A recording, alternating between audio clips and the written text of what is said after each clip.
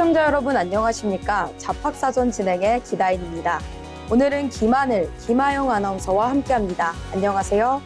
안녕하세요. 무심코 흘러보낸 뉴스 한 줄이 내 월급 통장을 바꾸고 무심코 지나친 제도 하나가 내 커리어의 방향을 바꾸기도 합니다. 세상의 흐름은 언제나 우리 일상 아주 가까운 곳에 숨어 있는데요. 오늘 잡학사전에서는 바쁜 여러분을 대신해 그 숨은 의미들을 돋보기처럼 확대해서 보여드리려고 합니다. 일터에서의 크고 작은 고민부터 알면 돈이 되고 힘이 되는 트렌드 읽기까지 알고 나면 세상이 조금 더 만만해지는 마법 같은 시간, 잡학사전 지금 시작합니다. 먼저 주요 뉴스 요약해드리는 잡뉴스 헤드라인 시간입니다. 오늘 3가지 소식 가져왔는데요. 첫 번째 소식입니다.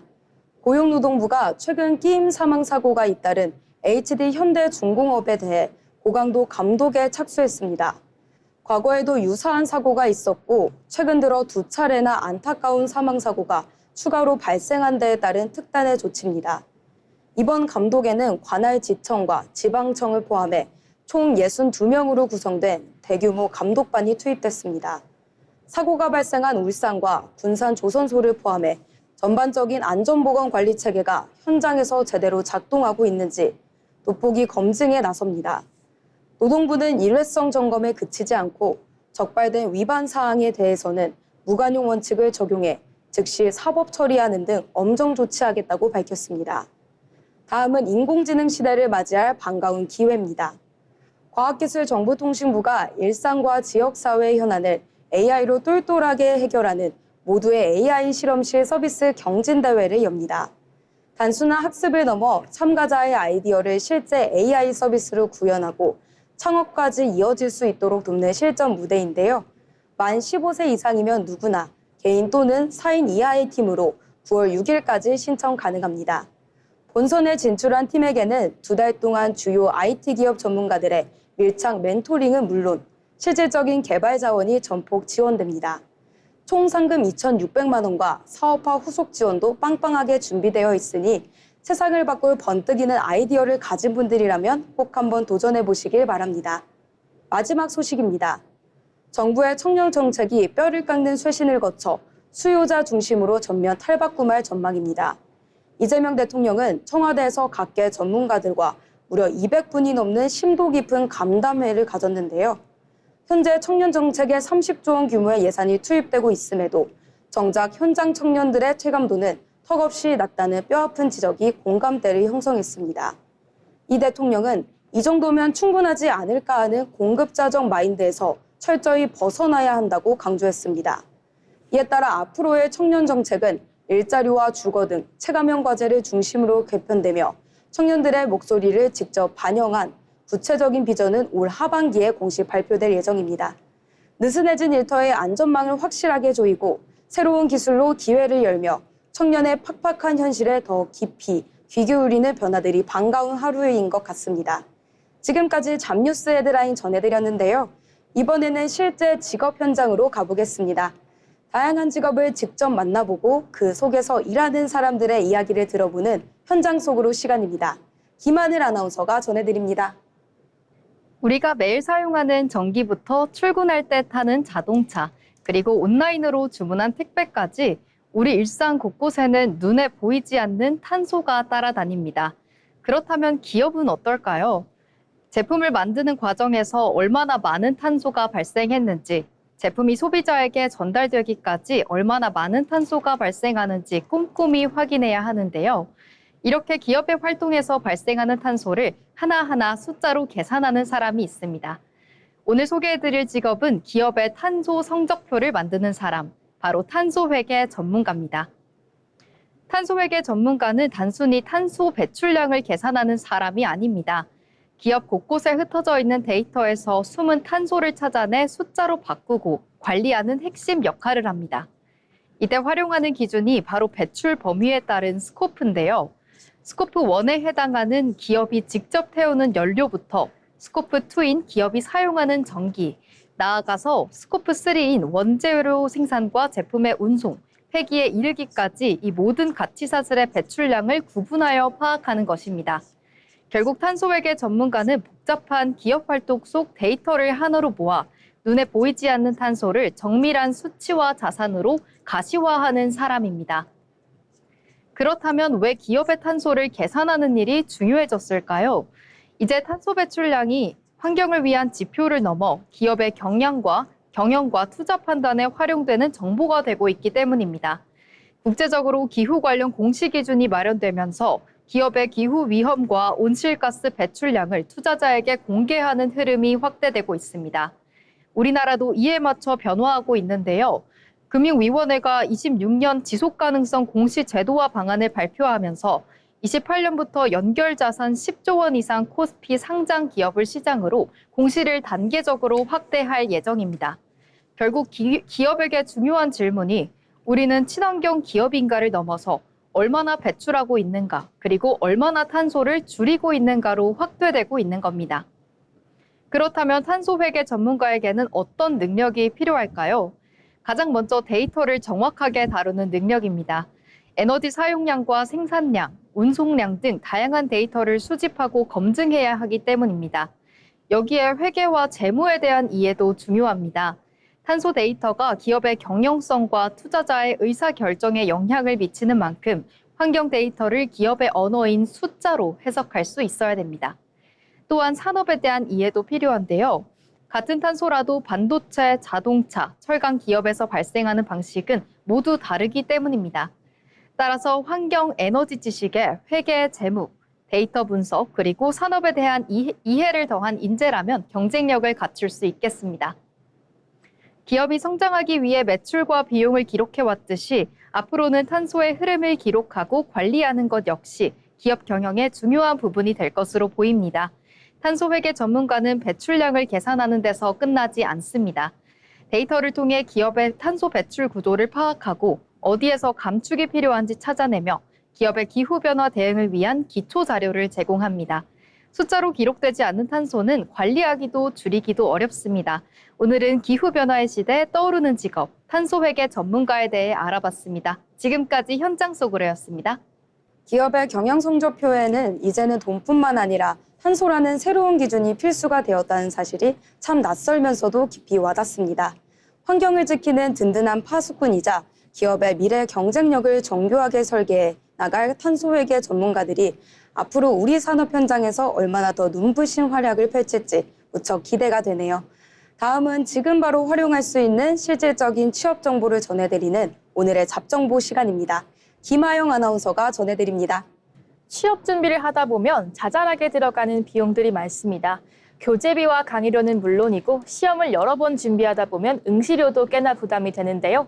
그런데 청년이라면 국가기술 자격 시험 응시료의 절반을 지원받을 수 있다는 사실 알고 계셨나요? 오늘의 잡정부에서는 취업을 준비하고 있는 청년이라면 놓치지 말아야 할 청년 국가기술 자격 시험 응시료 지원 사업에 대해 알아보겠습니다. 청년 국가기술 자격 시험 응시료 지원 사업은 청년들의 자격증 취득에 드는 부담을 덜어주기 위해 마련된 제도입니다. 지원 대상은 만 34세 이하 청년인데요. 한국산업인력공단이 시행하는 국가기술 자격 시험에 응시할 경우 응시료의 50%를 지원받을 수 있습니다. 국가기술 자격 시험에는 취업준비생들이 많이 준비하는 기사와 산업기사, 기능사 등이 포함되어 있는데요. 시험을 접수할 때 지원 대상에 해당한다면 응시료 전액을 먼저 결제한 뒤 나중에 돌려받는 것이 아니라 지원받는 금액을 제외한 나머지 금액만 결제하면 됩니다. 자격증을 준비하면서 시험 응시료가 부담됐던 청년이라면 꼭 알아보시는 게 좋겠네요. 다만 모든 자격증 시험이 지원 대상은 아닙니다. 이 사업이 한국산업인력공단이 시행하는 국가기술자격시험을 대상으로 하기 때문인데요. 따라서 준비하고 있는 자격증이 지원 대상에 해당하는지 먼저 확인하는 것이 중요하겠습니다. 특히 토익이나 한국사 능력 검정 시험처럼 취업 준비생들이 많이 응시하는 시험이라고 해도 청년 기술 자격 시험에 해당하지 않으면 지원 대상이 아니라는 점도 기억해 두셔야 합니다. 신청 방법도 어렵지 않습니다. 별도의 지원금을 신청하고 지급을 기다리는 방식이 아니라 큐넷에서 국가기술 자격 시험 원서를 접수할 때 응시료 지원을 함께 신청할 수 있는데요. 원서 접수 과정에서 지원 대상 여부를 확인하고 신청을 선택하면 응시료의 50%가 적용된 금액으로 결제할 수 있습니다. 다만 시험마다 접수 일정 및 지원 대상도 다른 만큼 원서 접수 전에 큐넷에서 먼저 확인해 보시는 것이 좋겠습니다. 취업 준비를 하다 보면 자격증 하나를 따기 위해서도 많은 비용이 들어갑니다. 준비해야 할 시험이 늘어나고 취업 준비 기간이 길어질수록 그 부담도 함께 커질 수밖에 없는데요. 이럴 때 내가 받을 수 있는 제도를 하나씩 챙기는 것만으로도 취업 준비 비용을 줄이는 데 조금은 도움이 될 수 있습니다. 아낄 수 있는 비용은 아끼고 그만큼 취업 준비에 더 집중해 보는 건 어떨까요? 내가 지원 대상에 해당한다면 이 정보 꼭 놓치지 마세요. 지금까지 오늘의 잡정보였습니다. 네, 교재비에 강의료까지 취업 준비에 들어가는 비용이 만만치 않은데 이런 알짜배기 지원 제도는 잊지 말고 꼭 챙기셔야 마음의 짐을 조금이나마 덜어보셨으면 좋겠습니다. 청년 여러분이 알뜰하게 아낀 응시료만큼 취업을 향한 자신감은 2배로 든든하게 채우시길 저도 함께 응원하겠습니다. 세상에는 우리가 아직 잘 알지 못하는 다양한 직업들이 존재하는데요. 새롭게 떠오르는 직업과 앞으로 주목해야 할 미래 직종을 살펴보는 시간. 직업의 세계 박재민 아나운서가 전해드립니다. 네, 생소한 직업과 미래 유망 직종을 소개해드리는 직업의 세계 시간입니다. 생각만으로 로봇팔을 움직이거나 컴퓨터 화면 커서를 조작하는 기술 들어보셨나요? 이것이 가능한 이유는 사람의 뇌에서 나오는 신호를 읽어 기계가 이해할 수 있는 언어로 바꿔주는 기술이 있기 때문입니다. 바로 뇌와 컴퓨터를 연결하는 뇌컴퓨터 인터페이스, BCI 기술인데요. 이 기술을 연구하고 발전시키는 사람들, 바로 뇌컴퓨터 인터페이스 연구원입니다. 뇌컴퓨터 인터페이스의 핵심은 뇌 신호를 읽어내는 것인데요. 뇌 속 신경세포들이 활동할 때 발생하는 전기적 신호를 센서로 감지하고 이 신호를 속에 담긴 의도나 명령을 분석해내는 방식인데요. 신호를 읽어낸 뒤에는 컴퓨터나 로봇이 실제로 움직이도록 명령을 변환하는 과정도 거칩니다. 말 그대로 뇌의 생각을 기계의 동작으로 옮겨내는 기술인 셈입니다. 뇌컴퓨터 인터페이스 연구원은 어떤 방식으로 뇌를 측정할지 연구하고 두피에 부착하는 방식부터 뇌에 직접 삽입하는 방식까지 다양한 센서와 장치를 설계합니다. 또 잡음이 섞인 신호에서 의미 있는 정보만 걸러내도록 분석 알고리즘을 개발하고 실제 사용자가 이 장치를 편안하고 안전하게 쓸 수 있는지도 확인합니다. 이렇게 개발된 기술은 전신마비 환자가 생각만으로 의사소통을 하거나 로봇팔을 움직이는 데 활용되기도 합니다. 최근에는 신체마비 환자의 재활을 돕거나 집중력과 스트레스 상태를 측정하는 등 다양한 분야에서 연구가 진행되고 있습니다. 장기적으로는 생각만으로 기기를 자유롭게 조작하거나 손상된 뇌 기능을 보완하는 것이 목표인데요. 아직 일반인이 일상에서 자유롭게 사용할 수 있는 단계는 아닙니다. 하지만 의료 재활과 인간기계 상호작용 분야에서 활용 가능성이 큰 만큼 앞으로 더욱 주목받을 분야로 꼽히고 있습니다. 그렇다면 이 직업은 어떻게 준비할 수 있을까요? 전자공학과 의공학, 뇌과학, 컴퓨터공학, 신경과학 등 다양한 전공에서 진출할 수 있습니다. 뇌를 이해하는 신경과학적 지식뿐만 아니라 신호 처리와 인공지능 기술까지 필요한 만큼 여러 분야가 결합된 융합형 직업이라고 할 수 있습니다. 아직 생각만으로 모든 것을 조작하는 미래가 현실이 된 것은 아닙니다. 하지만 언젠가 몸이 불편한 사람도 생각만으로 세상과 소통할 수 있는 시대를 위해 오늘도 뇌의 신호를 하나씩 해독해내는 사람들이 있습니다. 뇌 컴퓨터 인터페이스 연구원, 인간의 생각과 기술을 연결해 미래를 만들어가는 직업입니다. 지금까지 직업의 세계였습니다. 생각만으로 기계를 움직인다는 게 아직은 먼 미래의 일 같지만 누군가에게는 세상과 다시 소통하게 해줄 가장 간절하고 따뜻한 기술이 아닐까 싶습니다. 인간의 마음을 섬세하게 읽어내는 이 혁신적인 연구가 앞으로 더 많은 분들에게 기적 같은 일상을 선물해 주기를 응원해 봅니다. 다음은 잡토크 시간입니다. 여러분, 오늘 진짜 격렬하게 아무것도 안 하고 싶다. 출근 준비하면서 다들 한 번쯤 속으로 외쳐보셨죠? 매일 쳇바퀴 돌듯 일하다 보면 어느 순간 내 몸의 배터리가 0%로 뚝 떨어지는 기분이 들 때가 있잖아요. 흔히 말하는 번아웃인데요. 그래서 오늘은 저희 셋이 휴게실에 모여서 동료들과 수다를 떨듯 가장 편안한 마음으로 직장인들의 단골 불청객, 번아웃을 극복하는 나만의 주말 충전법에 대해 가볍게 이야기 나눠볼까 합니다. 네, 두 분은 요새 좀 어떠신가요? 주말에 주로 어떻게 에너지를 채우고 계신가요? 저는 솔직히 말씀드리면 번아웃이 좀 세게 왔다 싶은 주말에는 정말 철저하게 아무것도 안 하기를 실천합니다. 금요일 퇴근하고 집에 들어가는 순간부터 알람을 다 끄고요. 침대와 제가 하나 되는 경험을 하곤 합니다. 진짜 물화일체가 되시는군요. 네, 맞아요. 직장 생활이라는 게 결국 하루 종일 사람들과 부대끼고 감정을 쓰는 일이잖아요. 그래서 주말만큼은 온전히 저 혼자만의 동굴로 들어가서 이 수면 시간을 꽉꽉 채워줍니다. 급한 연락 아니면 스마트폰도 잘 안 봐요. 청각이나 시각 같은 감각들을 좀 차단해줘야 뇌가 비로소 쉬는 느낌이 들더라고요. 아, 그렇다면 하늘 아나운서는 사람한테 쓰는 에너지를 완전히 차단을 하는 거군요. 듣기만 해도 마음이 좀 편해지는 것 같은데요. 그럼 하영 아나운서는 어떠신가요? 비슷하신가요? 저는 완전 반대예요. 저는 하늘 아나운서처럼 푹 자고 아무것도 안 하는 것도 엄청난 능력이라고 생각합니다. 제가 몸이 힘들다고 침대에 계속 가만히 누워 있어 봤는데 오히려 잡생각이 더 많아지더라고요. 어떤 잡생각일까요? 혹시 다음 주에 그 일 어떡하지? 이런 잡생각일까요? 네, 정확합니다. 천장 바라보면서 아직 토요일인데 내일 모레 또 출근해야 돼. 그 보고서는 또 어떻게 쓰지? 이런 잡생각들 때문에 오히려 더 괴로웠던 적이 있습니다.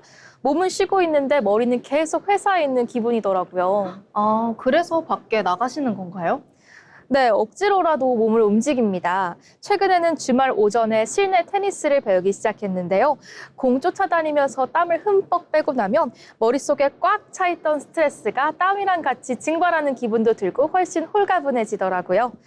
아니면 평소에 안 해봤던 원데이 클래스 같은 걸 듣기도 하고요. 뭔가 내 마음대로 통제할 수 있는 일을 하면서 뇌가 환기되는 느낌을 받기도 해요. 와, 듣기만 해도 저는 벌써 지치는데요. 확실히 직장에서는 제 맘대로 되는 일이 별로 없으니까 취미를 통해서 그런 성취감을 얻는 것은 정말 좋은 것 같습니다. 그런데 저는 아직 그 테니스장까지 갈 체력이 안 남아서 그게 문제네요. 네, 맞습니다. 사실 두 분 말씀이 다 일리가 있는 게 우리가 겪는 번아웃이 단순한 육체적 피로만은 아니잖아요. 인간관계에서 오는 감정 소모일 수도 있고 매일 똑같은 일상에서 오는 무기력함일 수도 있고요. 그래서 하늘 아나운서처럼 과부하 걸린 뇌의 스위치를 아예 끄고 비움의 시간을 갖는 게 꼭 필요한 분도 계실 것 같습니다. 그렇죠. 반대로 매일 좁은 파티션 안에서 모니터만 보고 일하시는 분들은 주말에 탁 트인 곳에 가서 전혀 다른 자극을 받는 체움의 시간이 해결책이 될 수도 있고요. 사실 저도 365일 내내 밖으로 나가는 건 아니고요. 어떤 날은 소파에 누워서 예능이나 드라마를 정주행하면서 주말을 보낼 때도 많아요. 그때그때 내 몸과 마음이 보내는 신호에 맞게 하는 거죠. 네, 진짜 중요한 포인트를 집어주셨는데요. 요즘 SNS 보면 주말에도 다들 자기 개발하고 운동하면서 이른바 갓생을 살잖아요. 그거 보면서 나는 주말 내내 누워만 있었네 하고 자책하시는 분들이 은근히 많더라고요.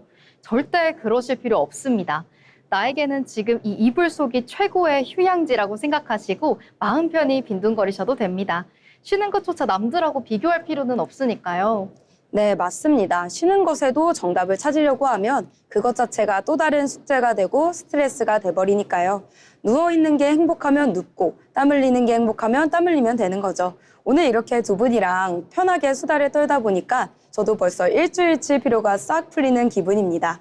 화면 너머에 계신 여러분은 오늘 이야기 들으시면서 어떤 충전법이 더 끌리셨나요? 다가오는 주말에는 무거운 업무 스위치는 잠시 꺼두시고 내 배터리를 가장 기분 좋게 채울 수 있는 나만의 맞춤형 휴식을 꼭 누리시길 바랄게요. 저희는 다음번에도 우리 일상에 닿아 있는 소소하고 공감 가는 이야기들 챙겨서 다시 찾아오겠습니다. 지금까지 잡토크였습니다.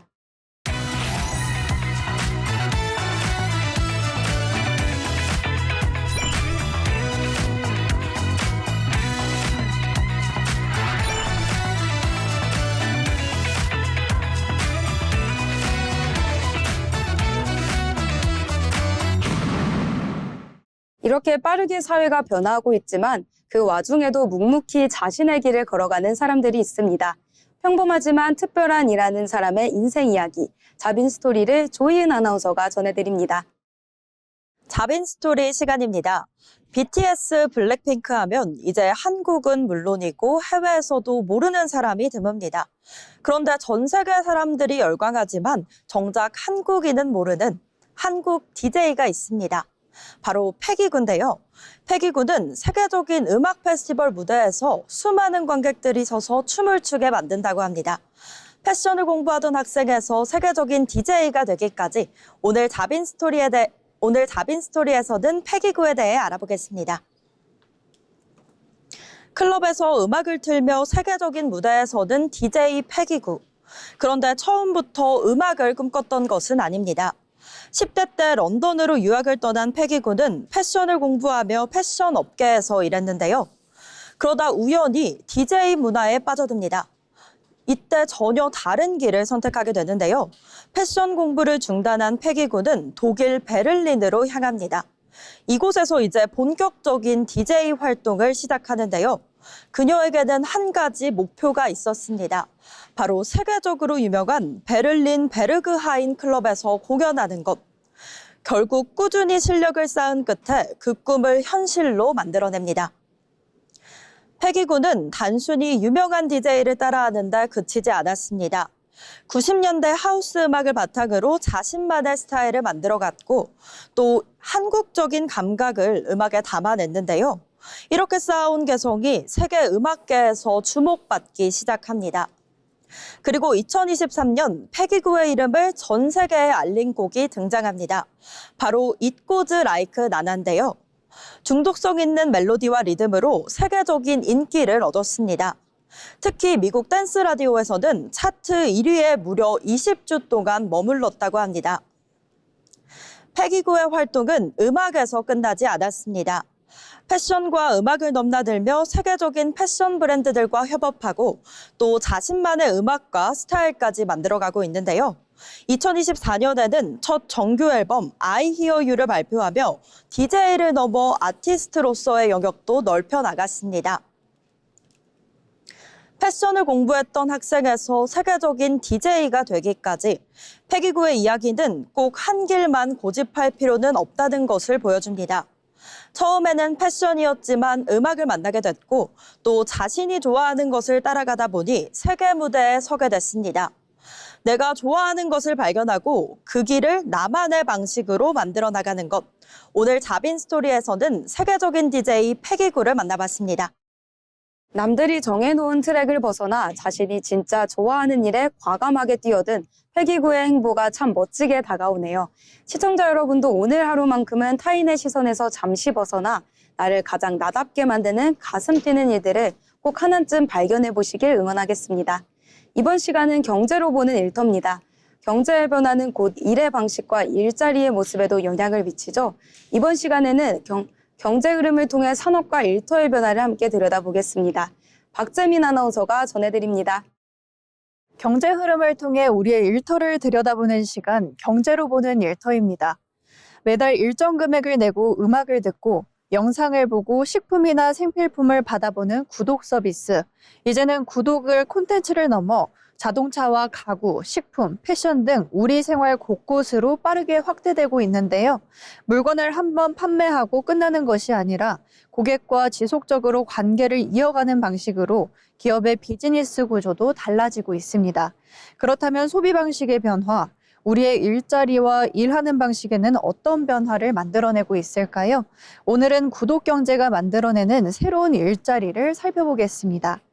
구독 경제가 성장하는 가장 큰 이유는 소비자와 기업 모두에게 새로운 편안함을 제공하기 때문입니다. 소비자는 필요한 서비스를 매번 구매하지 않아도 정해진 비용만 내면 지속적으로 이용할 수 있고, 기업 입장에서는 일회성 판매보다 고객의 장기적인 관계를 이어갈 수 있다는 장점이 있는데요. 이 때문에 기업들은 단순히 제품을 판매하는 것보다 고객이 서비스를 계속 이용하도록 만드는 것에 집중하기 시작했습니다. 한 번의 판매보다 구독을 유지하게 만드는 것이 중요해진 것입니다.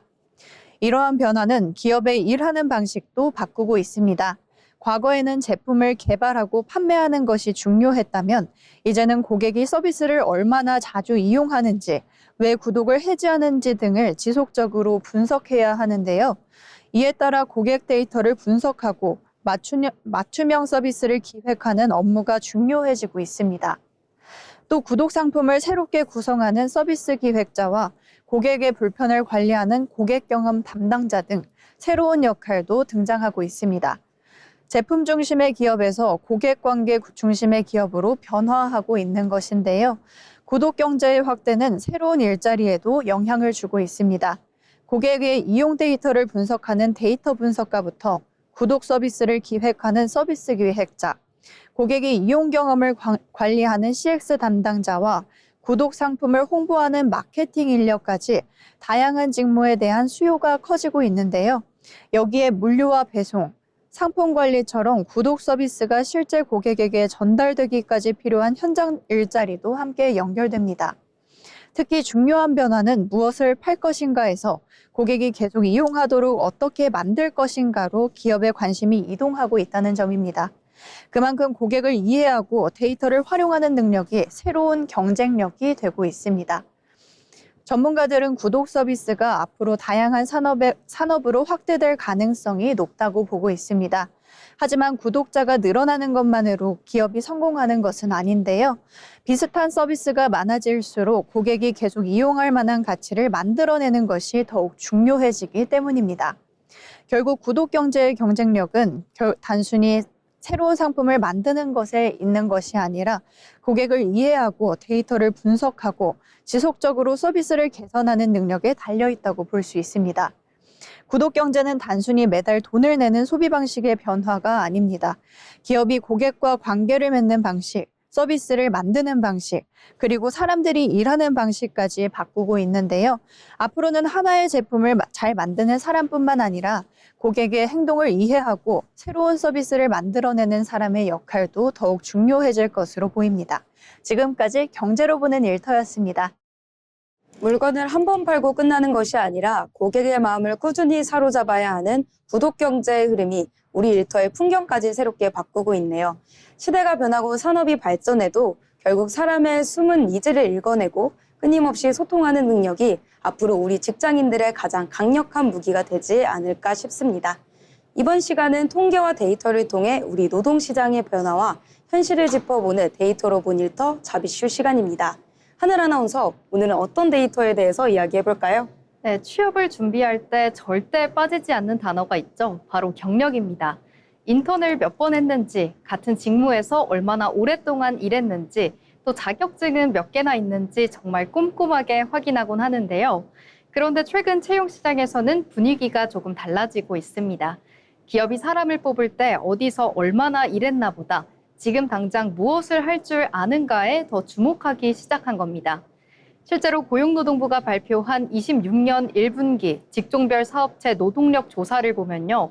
기업들이 사람을 구하지 못한 가장 큰 이유로 요구하는 경격을 갖춘 지원자가 없어서라는 응답이 25.8%로 가장 높았습니다. 이건 단순히 일해본 사람이 부족하다는 뜻이 아니라 기업이 원하는 일을 바로 해낼 수 있는 사람을 찾기 어려워졌다는 의미인데요. 하영 아나운서는 요즘 채용 공고를 보실 때 제일 먼저 무엇을 확인하시나요? 저는 아무래도 직무 설명부터 찾아보게 돼요. 예전에는 대기업인지 정규직인지 경력 몇 년 차를 구하는지 등을 먼저 봤다면 요즘은 실제 어떤 일을 맡고 또 어떤 프로그램이나 도구를 쓸 줄 알아야 하는지를 더 유심히 보게 되더라고요. 네, 듣고 보니 그런데요. 이제 취업 준비도 단순히 경력 줄수를 늘리는 게 아니라 내가 실제로 이 일을 해낼 수 있는지 그것을 증명하는 방향으로 바뀌어야 되는 것 같네요. 그런데 기업들은 왜 이렇게 일한 기간보다 직무 능력에 더 집중하게 되는 걸까요? 네, 이유는 간단합니다. 기술과 업무 환경이 정말 빠르게 변하고 있기 때문인데요. 예전에는 한 분야에서 오래 쌓은 경험 자체가 큰 무기였다면 요즘은 새로운 도구나 기술이 계속 나오다 보니 지금 당장 현장에 적용할 수 있는 능력이 더 중요해진 거죠. 실제로 고용노동부는 최근 기존의 직업 기초 능력을 무려 23년 만에 직업 공통 능력으로 전면 개편했습니다. 이번 개편에는 기존의 의사소통이나 문제 해결 능력뿐만 아니라 인공지능 활용 능력과 디지털 책임 의식까지 새로 포함됐는데요. 이제는 특정 직무에만 필요한 스킬이 아니라 변화하는 환경에 빠르게 적응하고 이를 활용하는 능력 자체가 일터의 기본기가 됐다는 말입니다. 듣다 보니 취업 준비생 입장에서는 준비해야 할 게 오히려 더 늘어난 느낌이 드는데요. 네, 맞습니다. 부담이 커진 건 사실이죠. 그래서 요즘은 단순히 스펙 항목을 나열하기보다 내가 가진 능력을 어떻게 명확하게 보여줄 것인가가 핵심이 되고 있습니다. 예를 들어 단순히 엑셀을 잘합니다라고 쓰는 대신 데이터를 정리해서 업무 시간을 절반으로 줄인 경험이 있습니다라고 어필하는 것이죠. 정부 역시 이런 흐름에 맞춰 직무 능력 은행을 확대해서 개인의 교육이나 자격, 경력으로 쌓은 직무 능력을 체계적으로 관리하고 증명할 수 있도록 돕고 있습니다. 네, 경력이라는 개념 자체가 완전히 달라지고 있는 거군요.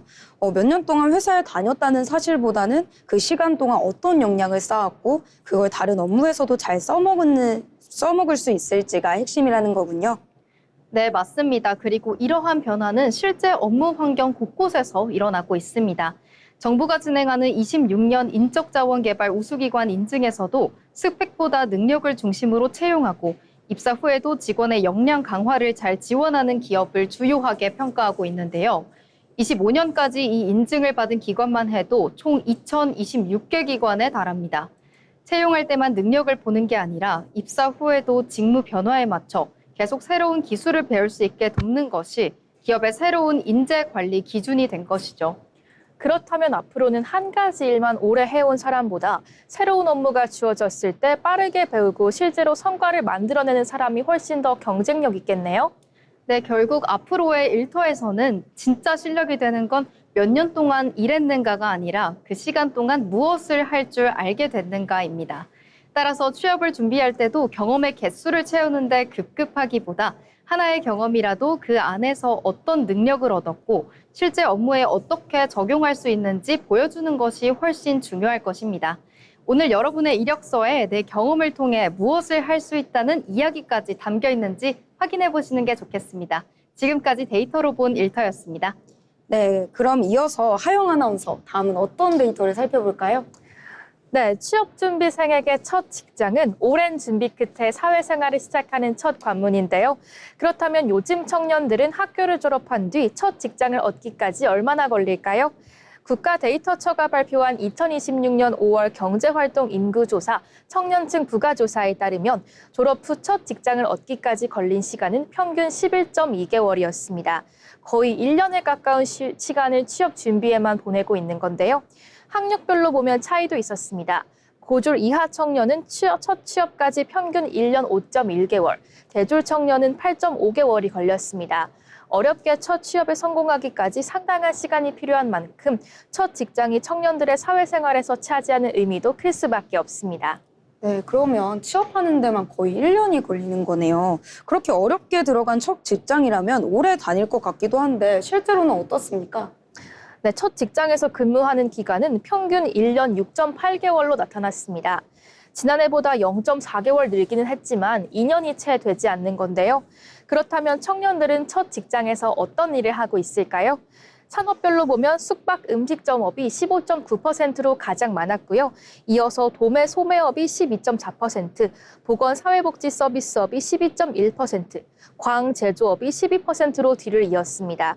첫 직장에서 받는 월급은 200만 원 이상 300만 원 미만이 42.1%로 가장 많았는데요.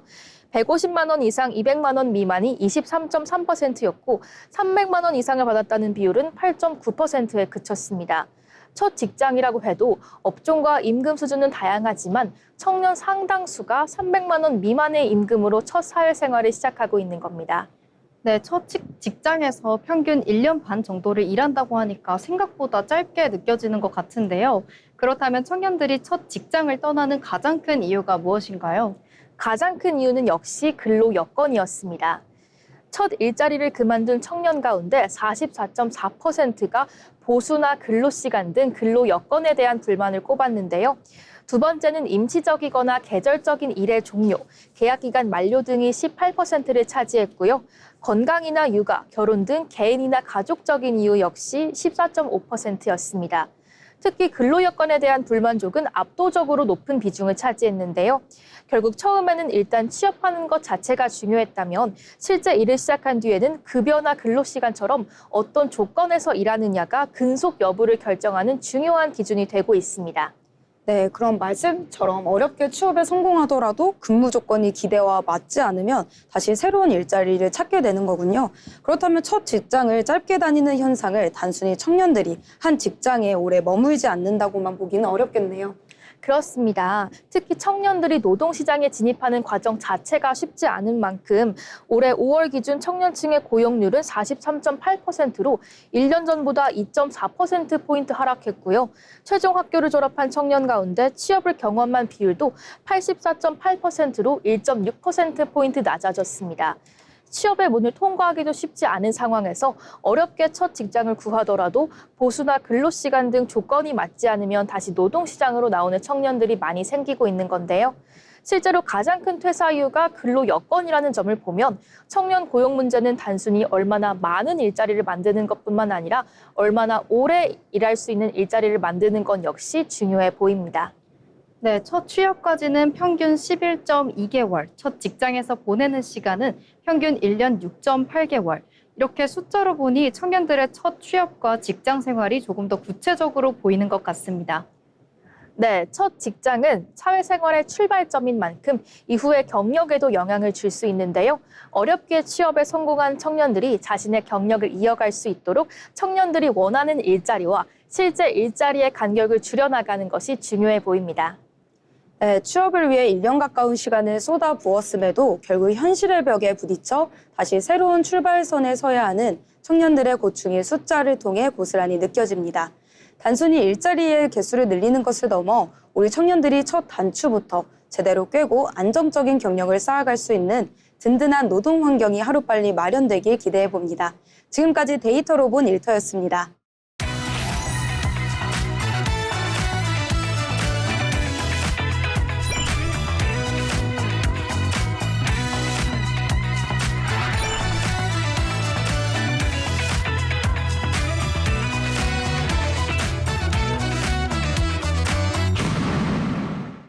취업을 준비할 때 중요한 것 중 하나는 바로 기업을 제대로 이해하는 것입니다.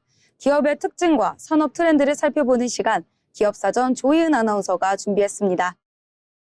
기업을 쉽고 재밌게 알아보는 시간, 기업사전입니다. 비트코인이나 이더리움 같은 가상자산, 다들 한 번쯤 들어보셨을 텐데요. 그런데 이 가상자산을 스마트폰으로 쉽게 사고 팔 수 있게 만든 기업이 있습니다. 바로 국내 대표 가상자산 거래소 업비트를 운영하는 두나무입니다. 두나무는 2012년 설립된 블록체인 금융기술 기업입니다. 가장 잘 알려진 서비스가 바로 업비트인데요. 쉽게 말해 주식 거래에 증권사가 있다면 가상자산에는 거래소가 있습니다. 업비트는 비트코인이나 이더리움 같은 디지털 자산을 사고 팔 수 있는 거래 환경을 제공하는 거죠. 복잡하고 낯설었던 가상자산 거래를 스마트폰 앱 하나로 간편하게 만든 것이 두나무의 대표적인 성과입니다. 그런데 두나무가 주목받는 이유는 단순히 거래소를 운영했기 때문만은 아닙니다. 두나무는 가상자산을 넘어 블록체인이라는 기술 자체의 가능성에 주목했습니다. 블록체인은 거래 기록을 여러 곳에 나눠 저장해서 데이터를 안전하고 또 투명하게 관리할 수 있는 기술인데요. 예를 들어 금융에서는 거래 기록을 관리하고 또 물류에서는 상품의 이동 과정을 추적하는 데 활용할 수 있습니다. 또 콘텐츠 분야에서는 디지털 자산의 소유권을 기록하는 방식으로도 활용 가능성이 거론되고 있습니다. 두나무는 이런 가능성을 바탕으로 블록체인 생태계를 넓히는 활동도 이어가고 있습니다. 대표적인 블록체인 기술과 산업의 흐름을 소개하는 업비트 디 컨퍼런스를 개최하고 있는데요. 증권정보 서비스, 증권플러스 등을 통해 금융 분야에서도 사업 영역을 넓혀왔습니다. 즉, 가상자산 거래에서 시작해 디지털 금융과 블록체인 기술 전반으로 영역을 확장하고 있다는 겁니다. 비트코인이라는 낯선 자산을 스마트폰 속 일상 서비스로 만든 두나무. 가상자산 시장의 성장과 함께 블록체인이 금융의 모습을 어떻게 바꿀 수 있을지 그 가능성도 함께 보여주고 있는데요. 물론 가상자산의 가격 변동성이 큰 만큼 투자에는 더욱 신중한 접근이 필요합니다. 하지만 분명한 건 우리가 익숙하게 사용하는 금융의 모습도 기술과 함께 계속 변화하고 있다는 사실입니다. 새로운 디지털 금융의 문을 연 기업 두나무였습니다. 지금까지 기업사전이었습니다. 멀고 낯설게만 느껴졌던 가상자산과 블록체인 기술을 우리 손안에 친숙한 일상 서비스로 탈바꿈시킨 혁신이 무척 흥미롭습니다. 하루가 다르게 진화하는 디지털 기술이 앞으로 우리의 경제생활과 금융의 지형도를 또 어떻게 바꿔놓을지 앞으로의 변화가 더욱 기대되네요.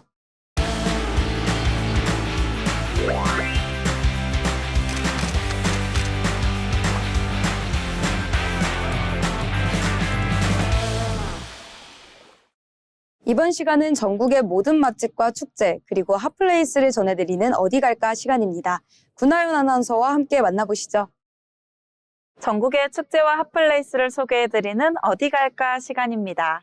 깜깜한 밤 어둠 속에서 하나둘 피어나는 작은 불빛, 반딧불이를 직접 만나고 무주의 자연을 체험할 수 있는 축제가 다음 달 전북 무주에서 열립니다.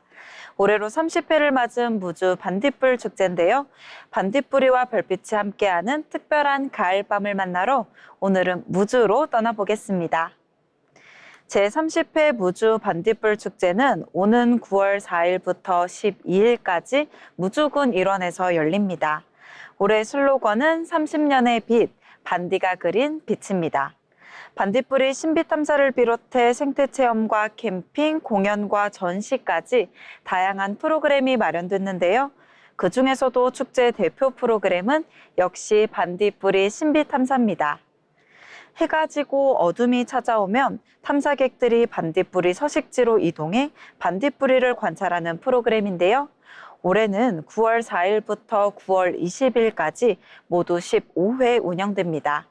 9월 4일부터 12일까지는 축제 기간과 겹치는 만큼 축제장을 찾은 관람객들도 함께 즐기기 좋습니다. 반딧불이뿐 아니라 무주의 자연환경을 체험할 수 있다는 점도 이 축제의 매력입니다. 밤하늘을 즐길 수 있는 프로그램도 있습니다. 반딧별 소풍인데요. 풀벌레 소리를 들으며 망원경으로 무주의 밤하늘과 별자리를 관측하는 야간 체험입니다. 망원경 만들기 체험도 진행됩니다. 올해는 9월 4일과 5일 그리고 11일과 12일 4차례 운영되는데요. 가족 단위 방문객이라면 반딧불이와 함께하는 1박 2일 생태 탐험도 눈여겨볼 만합니다. 태권 어드벤처와 반디랜드, 반딧불이 신비탐사 등을 함께 즐기는 가족형 프로그램으로 운영됩니다. 낮에는 공연과 체험 프로그램이 축제의 분위기를 더하는데요. 버스킹과 태권도 퍼포먼스, 반딧불이 가요제와 창작 동요제, 반딧불이 주제관과 미디어 아트 등 볼거리도 다양하게 마련됐습니다. 올해는 특히 30주년을 맞아 기념 콘텐츠와 역사, 포스터, 사진, 영상 등을 활용한 전시 공간도 조성됩니다. 30년 동안 이어져온 무주 반딧불 축제, 반딧불이를 중심으로 자연과 생태를 직접 체험하고 환경을 생각해 볼 수 있는 축제로 올해도 관람객을 맞을 예정입니다. 깜깜한 밤을 밝히는 작은 반딧불이의 빛과 별이 가득한 밤하늘, 그리고 30년 동안 이어져온 생태축제의 이야기, 자연 속에서 특별한 가을밤을 맞이할 수 있는 곳 전북 무주의 무주 반딧불 축제였습니다. 이번 가을 조금은 특별한 여행지를 찾고 계시다면 반딧불이와 별빛이 함께하는 무주의 밤을 만나보시는 거 어떠실까요? 오늘은 자연이 만들어낸 작은 빛을 따라 무주로 떠나봤습니다. 지금까지 전국의 숨은 여행지와 핫플레이스를 소개해드리는 어디 갈까 시간이었습니다. 매일 밤늦 때까지 모니터와 스마트폰 불빛만 들여다보던 우리 직장인들에게 자연이 만들어낸 반딧불이의 작은 불빛은 그 어떤 화려한 네온 사인보다 따뜻한 위로가 될 것 같습니다.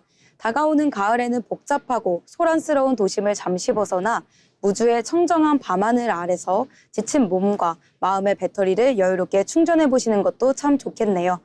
마지막으로 알아두면 도움이 되는 생활 정보를 전해드리는 알쓸정 시간입니다. 최진영 아나운서가 전해드립니다. 알아두면 쓸데있는 정보, 알쓸정 시간입니다.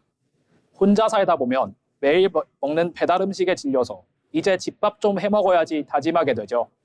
그런데 마트에서 야심차게 사온 식재료들 결국 냉장고 구석에서 시들어 버려진 적 많으실 겁니다. 버려지는 음식물 쓰레기와 함께 내 아까운 식비도 줄줄 새고 있다는 사실. 그래서 준비했습니다. 내 지갑과 건강을 동시에 지켜주는 1인 가구를 위한 똑똑한 식재료 보관법. 지금 바로 전해드립니다. 자, 가장 먼저 한국인 밥상에 절대 빠질 수 없는 필수품이죠. 대파와 다진 마늘 보관법부터 살펴볼게요.